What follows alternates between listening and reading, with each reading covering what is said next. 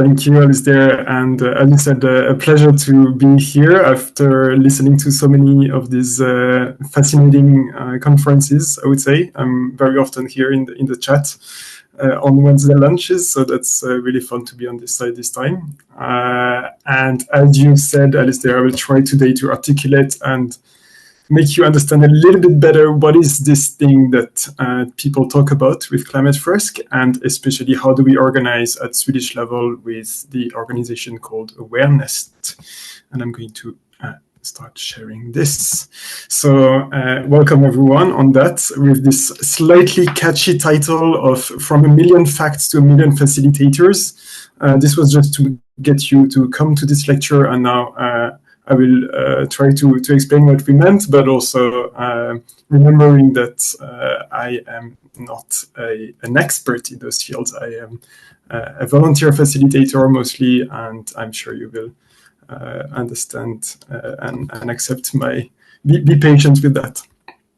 I want to start with an exercise that we do very often in many of our workshops, which is a little reflection for you, all of you, to look at this image, this boat, and maybe you know it, maybe you don't. It's called the Boat of Emotions. It's designed by an illustrator in Copenhagen. Since what we usually ask people to do in our workshop is to tell us if they relate to any of those characters. And maybe you can interpret the boat as the transformation or as a main system. And what is your role in all that? Where do you see yourself today? And maybe you can reflect a little bit and share even in the chat which one you think you are, so that we can get a feeling of the audience as well. This meeting is being recorded. All right, so we've seen that there are many possible ways of acting on this boat, and I will try to explain some other ones. Now, to start with, I wanted to show this a bit provocative sentence again. That is one of my favorite quotes, actually, which says that everything has been said, but the problem is that no one is listening. And I think this is a quite broad problem definition for us. And of course, by that, I don't mean that we don't need more science to be carried. And this is very important. And I'm very impressed and very glad that many of you are continuing with research. So not everything has been said, but still enough has been said, for example, on the climate question. When you consider IPCC reports, enough has been said for people to understand. But the problem is that people are not listening. So this is the problem statement the problem that we are taking on with those workshops and those gamification formats, to try and really disseminate science and bring it to people in different formats in new ways that have not been done before, and hopefully reaching a few more people and embarking them on board. Another way to see the problem is through this figure that I really like from Per Espen Stoknes, who you might know of, quite famous in the Nordics. He threw a very nice TED talk a few years ago, showing how an individual is very resistant to climate news. And this is normal. It's because we try to protect ourselves. So he identifies those different barriers, those 5 Ds, as he calls them: the distance, doom, dissonance, denial, and identity. And all those are barriers for us to actually take action when we hear climate news. And then the goal for us, for you, is to shape our messages, to break those barriers one after the other. And this is not simple at all. But we need to try. Maybe you can see it's not like concentric circle, but like a labyrinth. You enter from one side, and then you try to make your way through until you reach people and their behavior. Acknowledging also that there are lots of differences in culture, and of course we can't force people to change behavior, but there are important messages that we need to get through.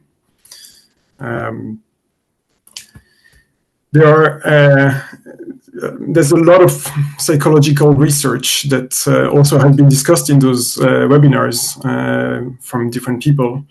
And we try to address this situation that I showed before, of course, by well-proven psychological tricks like reducing psychological distance, building social norms, providing pathways, so maybe a bit of solution-minded approaches, although, of course, we do still think that we need to talk about the problems and improve the understanding that people have of those different crises.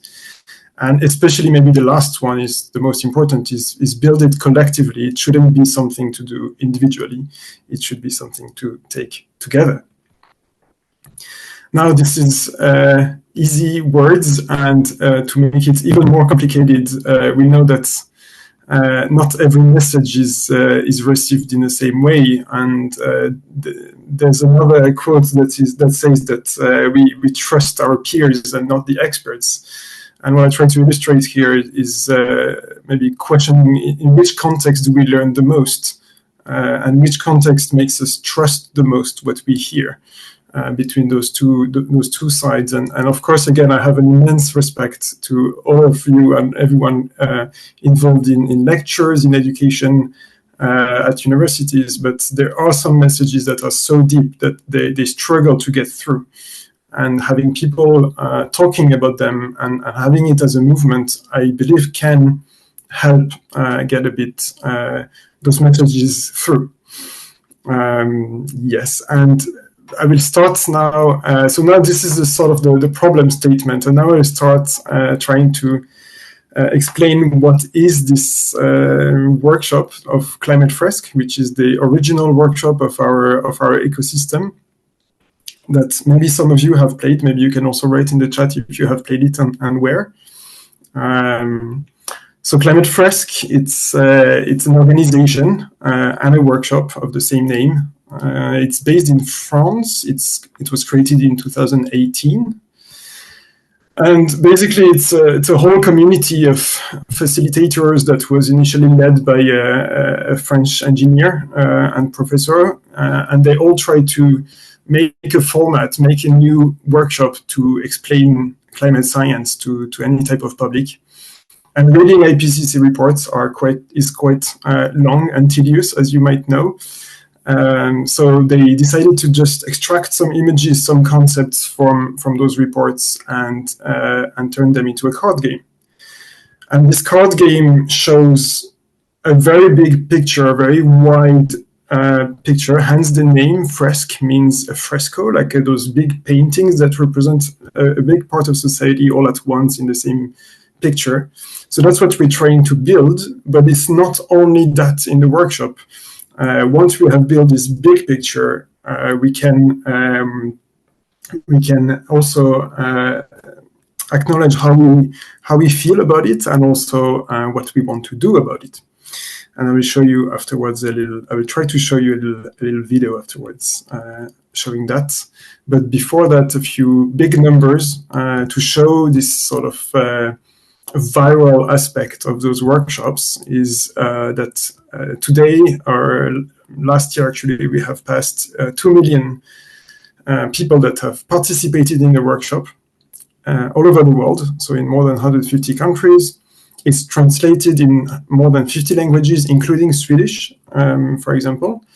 And maybe the biggest pride of all this ecosystem is not even the people who participate as a participant, but the people who become facilitators, who join a facilitator training and then join the community. And we think that this is probably the biggest impact that we have. And we've also, late last year, passed 100,000 facilitators worldwide that are trained to do these specific workshops. Besides that, there's also organizations of all sorts that deploy the workshop internally. Thousands of them, and I could name many from companies and public organizations, education sector, NGOs, etc. So it has gone quite big and popular, and I will try now to show this video. What do pteropods and coccolithophores?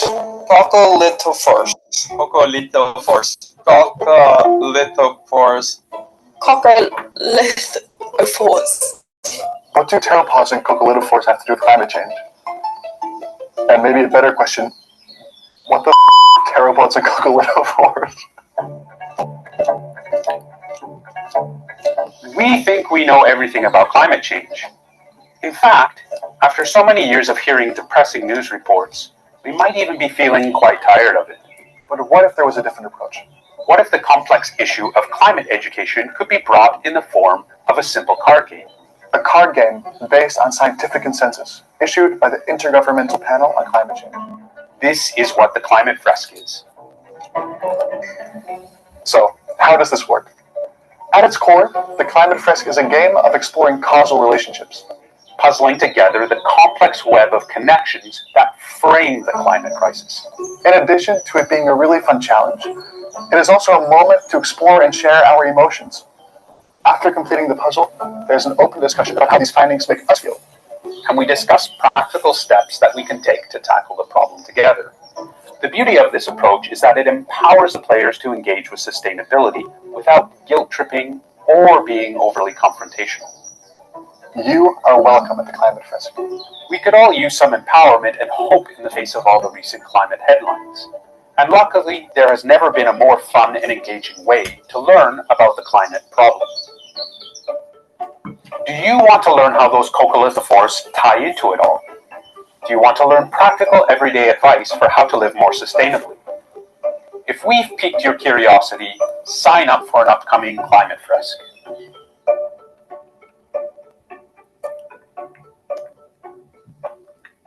Wait, I don't know what a zooplankton is, neither do I know what a coccolithophore is.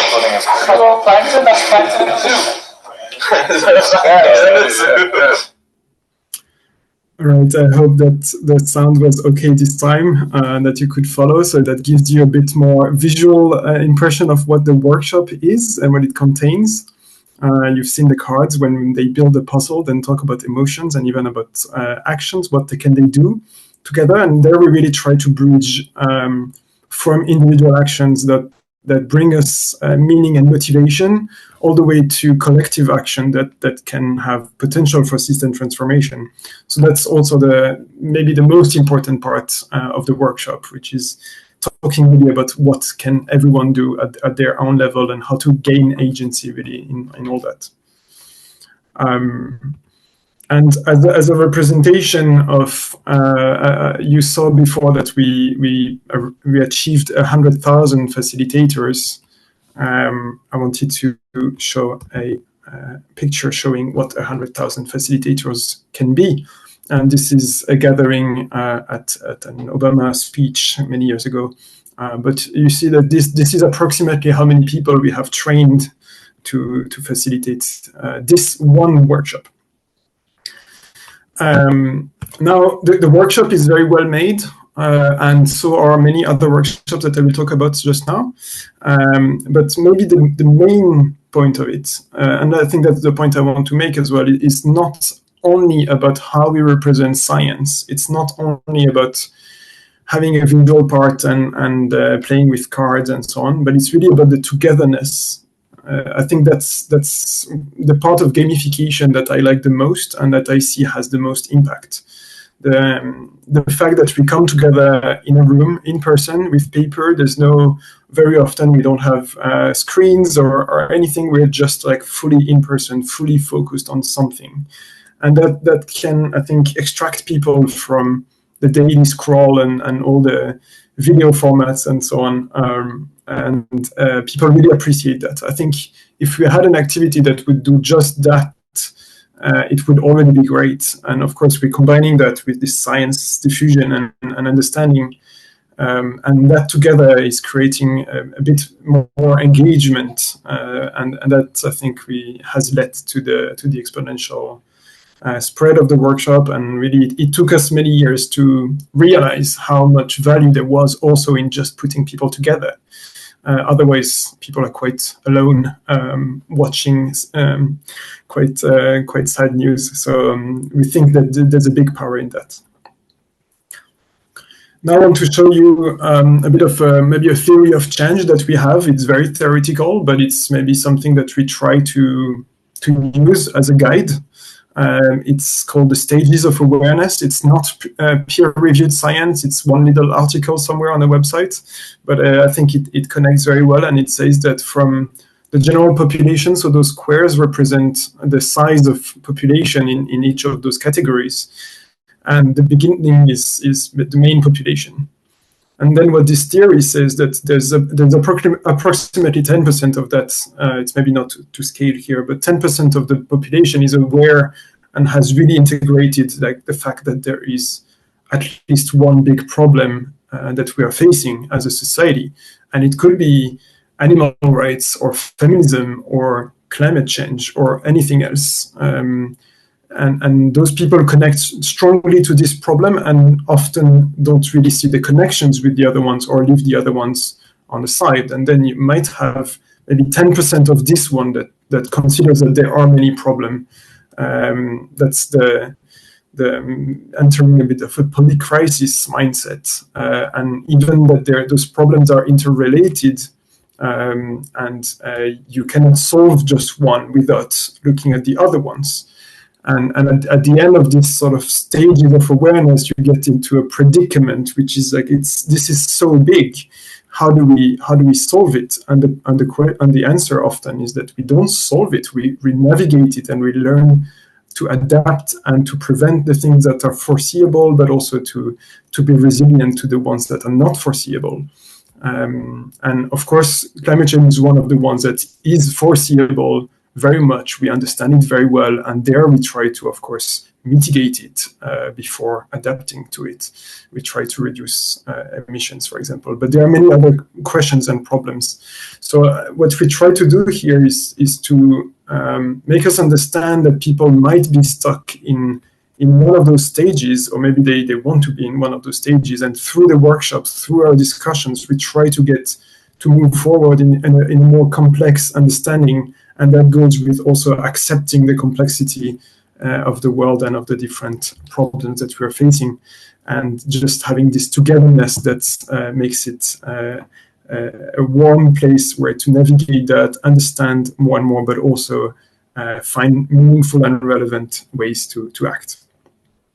How do we go through those stages is one of the main things. Our signature workshop are the ones that were inspired by Climate First. So before I talked about Climate First, it is still the flagship workshop that is developed all over the world, but it has inspired many other workshops. And we as facilitators are quite nerdy about those, and we love to get trained for many of those workshops. They're usually the same format of 3 hours, playing with cards, getting people around the table. And here is just a small selection of the ones that we play in Sweden, but there are hundreds of them and counting. And every week there's a new workshop about something new. So we try to stay up to date and to follow those workshops and to get trained, and also to train other people all the time. And it is the whole ecosystem. And in the next slide, this is my most complicated slide, so I ask you to either bear with me or ignore it. But I'm trying to show this ecosystem. How is it structured? Because those other workshops, they are not owned by Climate First. They are independent organizations that develop them. And then we, in the different countries, have our own organizations to spread them. So it's a whole ecosystem. And here I've made a map that you don't need to understand at all. But what is, I think, important is to understand that there are, at the top here, you have the organizations that develop workshops. And often those ones, traditionally, they were based in France. It's like a sort of community of people developing those workshops, all based on science and with the best pedagogy. And then at the bottom, you have the facilitators, individual facilitators, and local groups. And you see here, awareness is one of them. And we are the group in Sweden that deploys those workshops. And we deploy, for example, Climate First. So if you want to remember what is the what is the difference between Climate Frisk and awareness. Climate Frisk is a workshop and a global movement, and awareness is a Swedish, like an NGO in Sweden. The workshops, they are now trying to collaborate and put in common resources, which is taking the name of League of Links, that is mostly in France for now. And then you have nice multi-workshop initiatives. I think it can be insightful for, why am I showing that is because I think it is insightful to see how this whole movement is structured as an ecosystem and not as just one top-down organization. It's very, there are different poles and different work groups in this whole ecosystem. And if you're still very confused, it's normal. Don't worry. And I think to simplify this message, I want to point you especially at us, at Awareness, which is the local volunteer group. We are just a network of those people, and you can always find the answers through contacting us. Awareness is something that we have created already imagined 2 years ago and created maybe 1 year ago. And the main thing that we have done has been to create those multi-workshop festivals that are called Equinox. And we have done 4 of them in Stockholm. We also had a festival called Awareness Fest in Göteborg, and a few workshops also in the south, in Malmö and Lund. So we are building on the Climate Frisk network. Not everyone who was in Climate Frisk is now with Awareness, but the most active members. And you can maybe see some of us in the call. There's probably Maria is in the call, not on the picture because she was taking this picture. Maria Sterholm, and there's myself, and Andrea that we see here in the front, and Irene, and Roma, and so many people that are brilliant facilitators. And here you have many of our participants to the last workshop that was at Folkuniversitet in Stockholm. But we've done lots of different activities, lots of things, and I will show you just after that also on a timeline. The Equinox Festival being the moment when we gather as well. Like we moved from doing single workshops here and there towards bigger festivals where we can really come together, build our energy together, and collaborate around that. And we think it's also nice moments when people can come again and again. That's maybe the moment when I'm a bit critical about our workshops. We know that they are just 3 hours, and 3 hours is not enough to transform people's behavior. And that's why we try to build in the long term, so people can keep coming and move forward in these stages of awareness and building network, making friends, making contacts, etc. Here's a very bad and short overview of the timeline. There has been so many things happening in Sweden only. Our network started around 2020 when a few people joined Climate Frisk and started doing some workshops at KTH, for example. And then we mostly, from 2020 to 2024, we mostly deployed Climate Frisk in different groups, organizations, companies, etc. We had one at the Researchers Desk seminar in 2024. That was great with Alasdair and maybe some of you. A big highlight for us was also 2024, the Citizens Assembly on Climate, Medborgarråd om klimatet, with the Fair Trans project through Stockholm University, where we also came and delivered a Climate Frisk workshop to all those participants, for them to understand climate science together, get to know each other, and explore their emotions at the beginning of the Citizen Assembly. So that was really a flagship event with people that were representative to the Swedish population, and everyone understood. So that's also maybe the proof that those workshops can be suited for any public. And since last year, we are really focusing on awareness and making those multi-workshop festivals.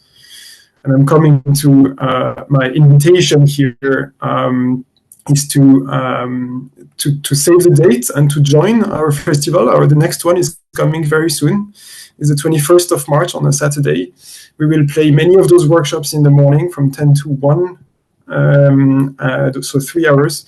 And then I haven't put it on the slide here, but in the afternoon, we will have many other activities And for that, you're also welcome, and it's going to be very fun to discover smaller activities, maybe more artistic craftsmanship, and things like practical things that we can engage with, how to build careers in sustainability and so on. There are lots of things, and I think since Maria is in the call, maybe Maria can put the link to the Ticket Tailor page where you can register already now. The sales are ongoing. I say sales because there is a small fee to register to come to the festival, and this small fee is just used to get a lot of fika and a few train tickets for our facilitators. We are all volunteering in that as well. You can also write to the address equinox-festival@proton.me or hey@awareness.se as well, and we'll try to respond to that. Now, what's in it for you as researchers? Why did we come to do this? It's not just to advertise for our festival. We think that understanding gamification can be valuable for you as researchers. Maybe that's something that is for you. If you feel like you lack ways to disseminate and spread this science that you work on, and maybe you could become a facilitator and join us. That would be really fun to collaborate with you. And otherwise, if you don't feel like doing this part, you can also know that we are here, that we are often doing those workshops. We think that's maybe good to keep in mind. And we hope that's also bringing system thinking, system representation, something very visual and creative can inspire people. We've seen companies and organizations changing the way they do things, adding more system thinking and collective deliberation and so on in their processes, inspired by our workshops, even if it's not directly by using those same workshops. So I hope that you find some ways, and maybe that's my open question for you. What do you feel is in it for you? What does this inspire you?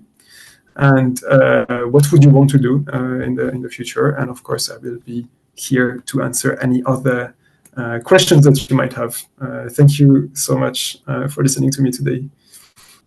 Thank you so much, Antoine, for a really super presentation and for all your excellent work.